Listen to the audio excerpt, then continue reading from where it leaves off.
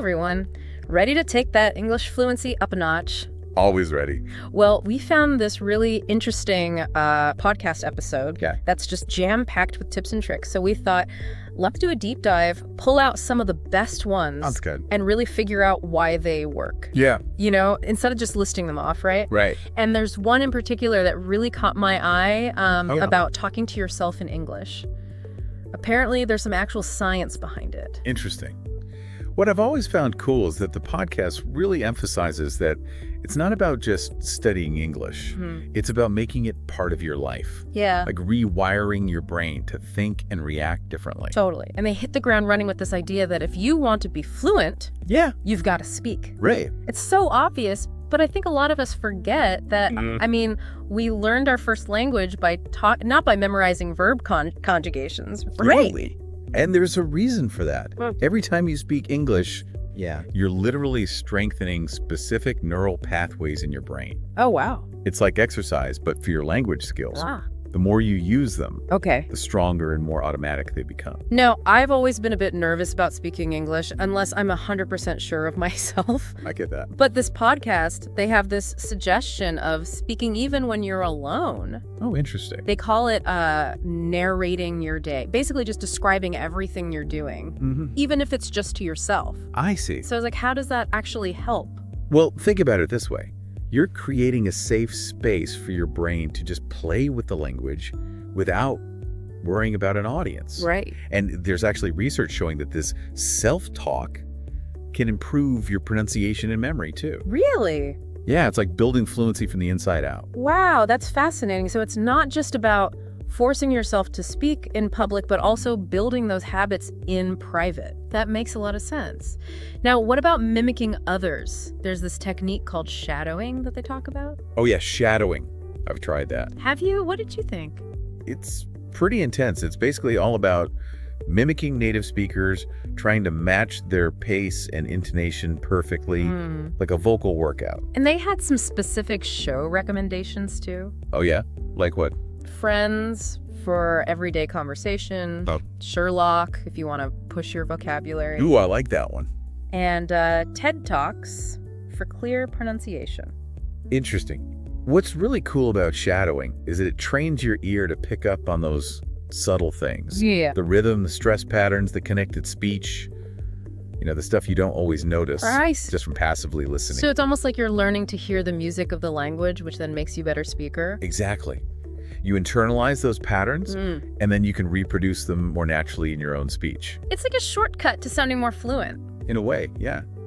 That's a pretty powerful technique. And speaking of pushing yourself out of your comfort zone, the podcast was also a big advocate for joining English-speaking communities. Oh, for sure.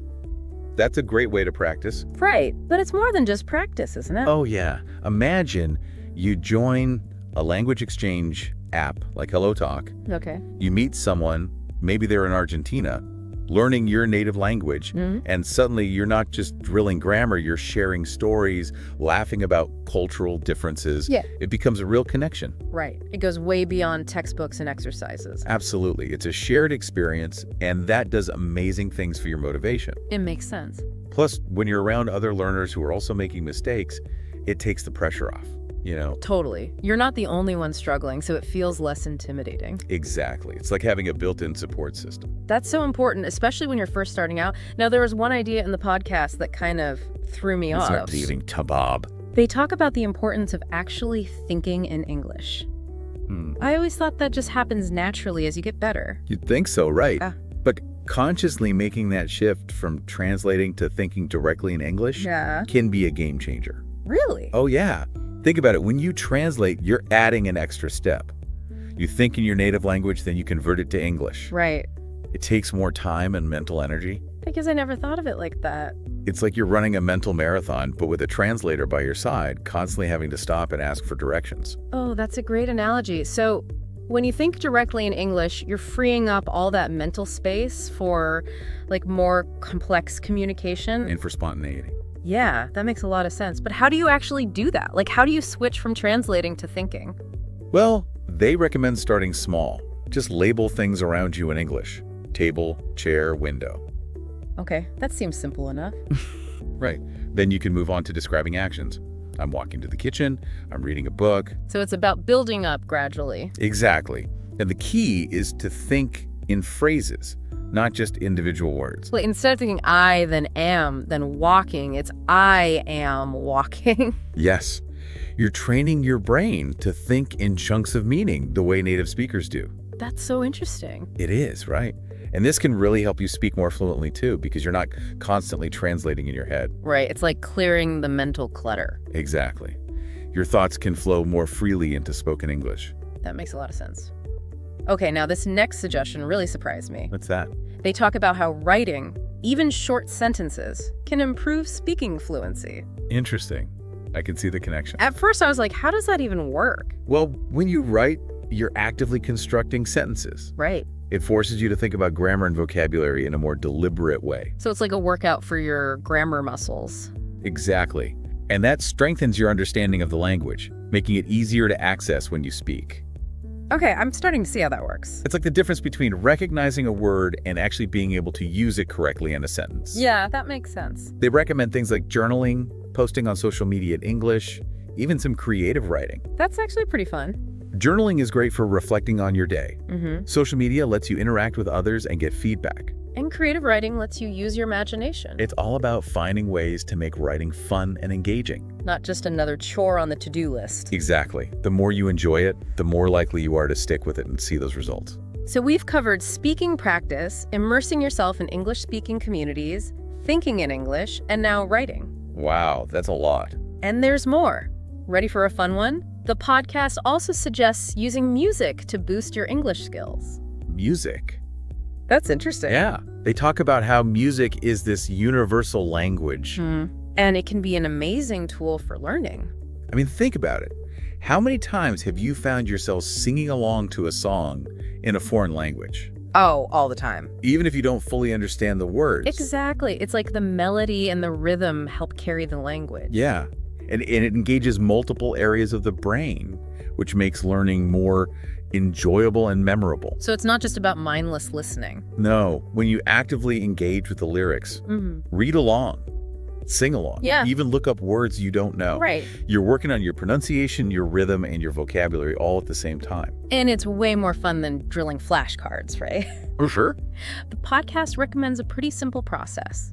Listen to music in English, read the lyrics, and sing along. Easy peasy. Right.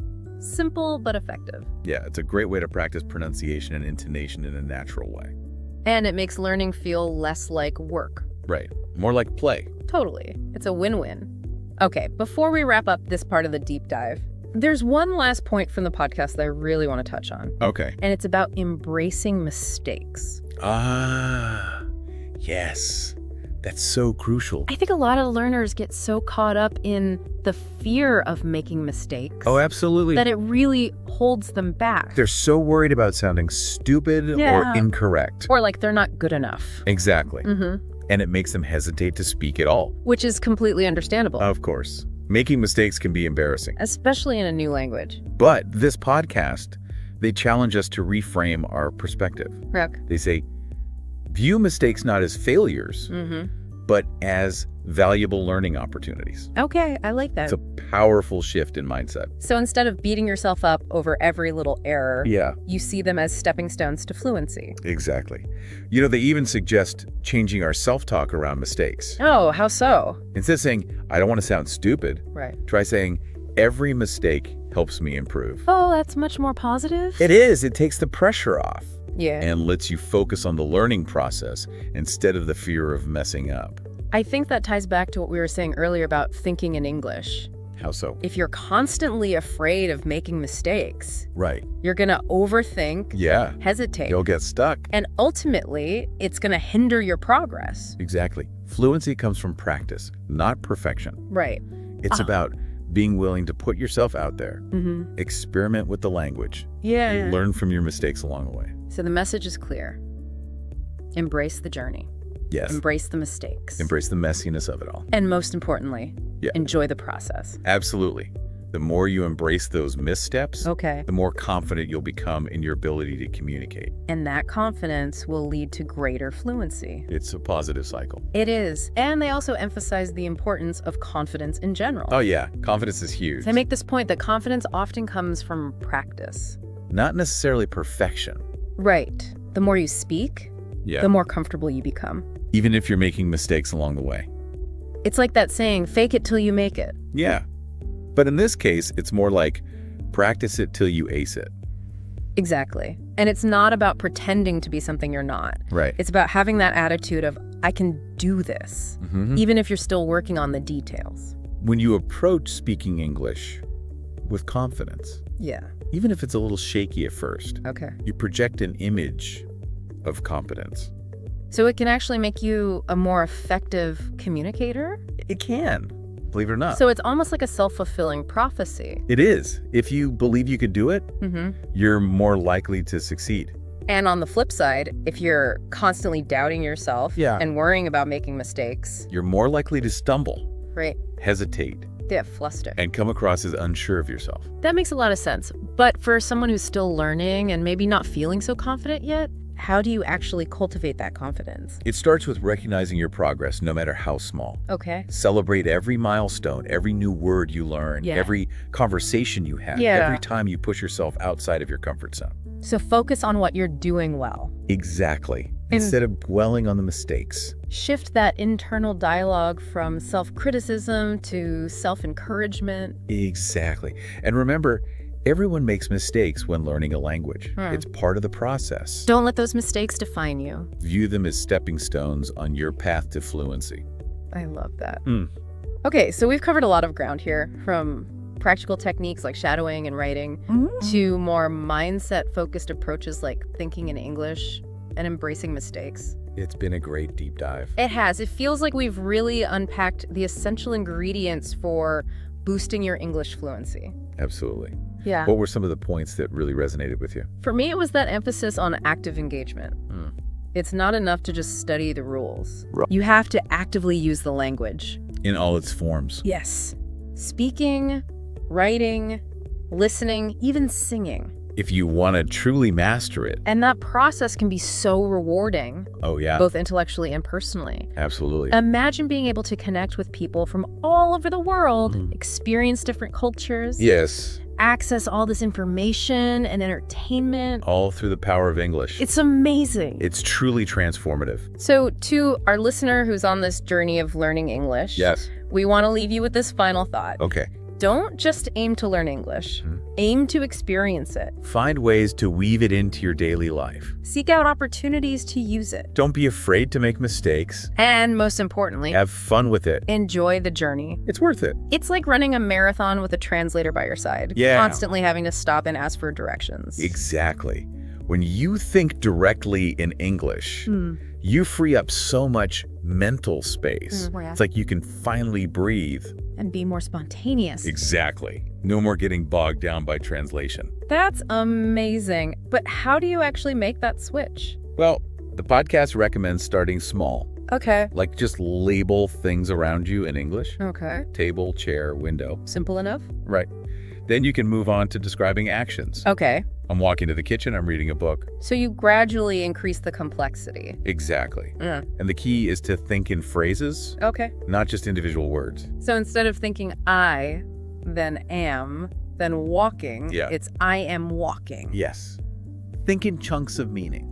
Like a native speaker.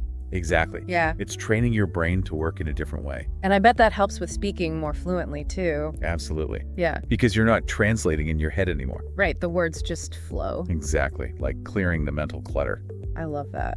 Okay, now there was another suggestion that surprised me. Oh, yeah. What was that? They talked about how writing can actually improve your speaking fluency. That's interesting. Even just short sentences. I can see how that would work. At first I was skeptical, but Well, think about it. When you write, you're actively constructing sentences. right. You have to think about grammar, vocabulary. Yeah. It's much more So deliberate. it's like a mental workout for your grammar muscles. Exactly. Yeah. And that strengthens your understanding of the language, Okay. which makes it easier to access when you speak. So it's not just about recognizing the words, Wow. but being able to use them correctly. Exactly. It's like the difference between knowing a word and actually being able to use it in a sentence. Yeah, that makes sense. And they recommend some pretty simple exercises. Oh, yeah. Like what? Journaling, Okay. posting on social media in English, Oh, that's a good one. even creative writing prompts. Those are actually pretty fun. Right. And journaling is great for reflecting on your day. Mm-hmm. Social media lets you interact with others, Yeah. get some feedback. And creative writing lets you use your imagination. It's all about making writing fun and engaging. Not just another chore. Exactly. The more you enjoy it, the more likely you are to stick with it. And actually see results. Exactly. So we've talked about speaking practice, immersing yourself in English communities, thinking in English, and now writing. Wow, we've covered a lot. And guess what? There's more. No way. What else? Ready for a fun one? Always. The podcast suggests using music to boost your English skills. Music. That's interesting. They know, right? But they talk about how music is this universal language. Right. And it can be a really powerful tool for learning. I mean, we've all caught ourselves singing along to songs in other languages. All the time. Even if we don't understand all the words. Exactly. It's like the music helps carry the language. It does, and it engages different parts of your brain, Really? which makes learning more enjoyable Oh, interesting. and more memorable. It's not just passive listening. No, you have to actively engage with the lyrics. Okay. Read along, sing along, look up words you don't know. That sounds fun. It is. It's way more fun than just studying vocabulary lists. For sure. And they have a simple 3-step process. Okay, what is it? Listen to music in English, Right. read the lyrics, and sing along. Easy enough. Right. Simple, but effective. It's like sneaking in some extra practice. Exactly. Oh. And it's a great way to work on your pronunciation and intonation. In a more natural way. Exactly. Plus, it just makes learning more fun. Right. It feels less like work. More like play. I like that. Okay, before we move on to the next part, there's one last point I want to highlight from this section of the podcast, and it's about embracing mistakes. Ah, yes. That's so important. I think so many learners get caught up in the fear of making mistakes. It's a common struggle. They're so worried about sounding stupid or incorrect. Or not good enough. Exactly. And it prevents them from speaking at all. Which is totally understandable, right? Of course. Making mistakes can be embarrassing. Especially in a new language. But this podcast, they encourage us to look at it differently. How- They say, view your mistakes not as failures, but as opportunities to learn. I like that. It's a totally different mindset. It is. Instead of beating yourself up over every little error, Yeah. you see those mistakes as stepping stones. To fluency. Exactly. They even suggest changing how we talk to ourselves about mistakes. Oh, how so? Instead of saying, I don't want to sound stupid, Right. try saying something like, every mistake helps me improve. That's so much more positive. It is. And it takes the pressure off. It does. And you can focus on learning instead of being afraid to mess up. Exactly. And I think that ties back to what we were saying earlier about thinking in English. Oh, yeah. How so? Well, if you're constantly afraid of making mistakes, Yeah. you're going to overthink everything, hesitate, get stuck. I mean, it's going to hinder your progress, Exactly. Fluency comes from practice. not perfection. Exactly. It's about being willing to put yourself out there, experiment, Make mistakes. and learn from them. It's all part of the process. Absolutely. So the message is clear. Embrace the journey. Yes. Embrace the mistakes. The messiness of it all. And enjoy the ride. Exactly. Yeah. The more you embrace those missteps, the more confident you'll become. And that confidence leads to greater fluency. It's a beautiful cycle. It is. And they also talked about the importance of confidence in general. Oh yeah, confidence is key. They said that confidence often comes from practice. Not necessarily from perfection. Exactly. The more you speak, the more comfortable you become. Even if you make mistakes along the way. It's like that saying, fake it till you make it. Yeah. But in this case, it's more like practice it till you ace it. Right. And it's not about pretending to be fluent.